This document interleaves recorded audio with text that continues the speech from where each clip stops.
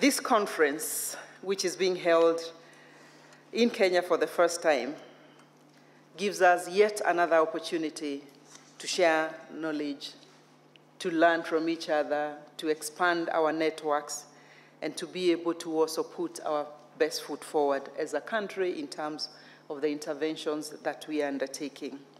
The conference comes at a critical time when global health focus is health for all.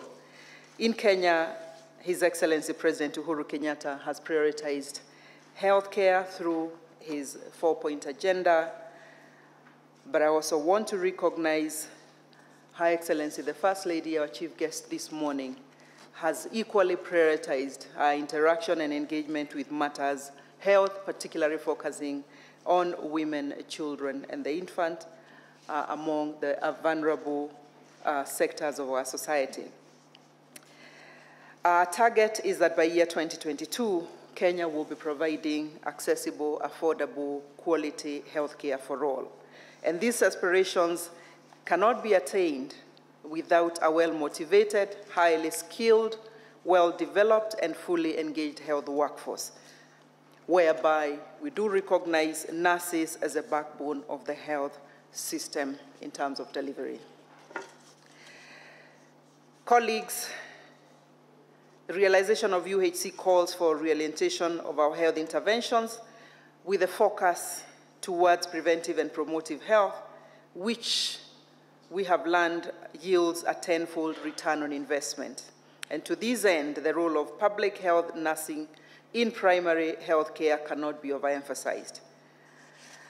Globalization, ladies and gentlemen, poverty, inequality, environmental degradation, and lack of social services can adversely impact morbidity, mortality, but also health outcomes. And it's for this reason that the world, including our own country, is facing new health challenges, including environmental pollution, natural disasters, a growing trend of chronic diseases.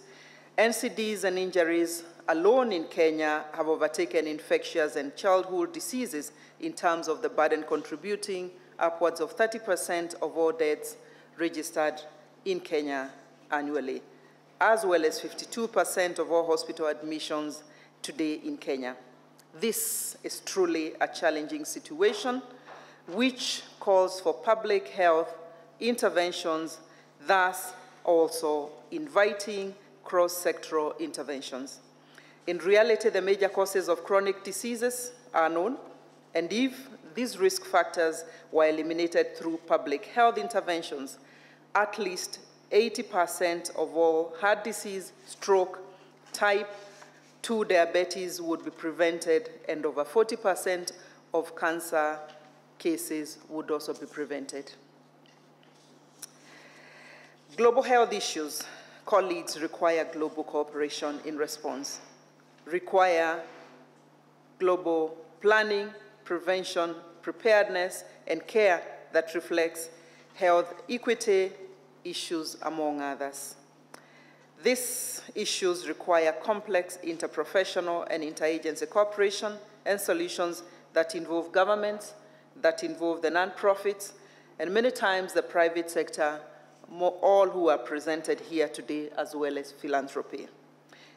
This global conference, therefore, creates another platform for practitioners in the public health nursing to share knowledge, experiences, and innovations towards promoting well-being across the human lifespan. Ladies and gentlemen, Your Excellency, our First Lady, I wish to conclude by appreciating the role of nurses. It is also an opportune time for us to draw attention to thematic issues of concern for nursing, including the quality care, for which I look forward to hearing a bit more innovation in terms of what's happening in other countries.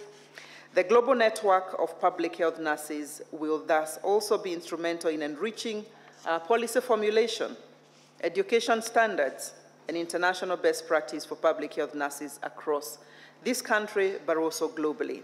I look forward, therefore, for the network partnering with our training institutions as well as the regulatory bodies towards improving a quality of healthcare and well-being for all. On its part, the government remains committed to increasing the ratio of health workers to population countrywide, nurses as well as the other cadres, but also in terms of reducing the regional disparities in the distribution of health workers.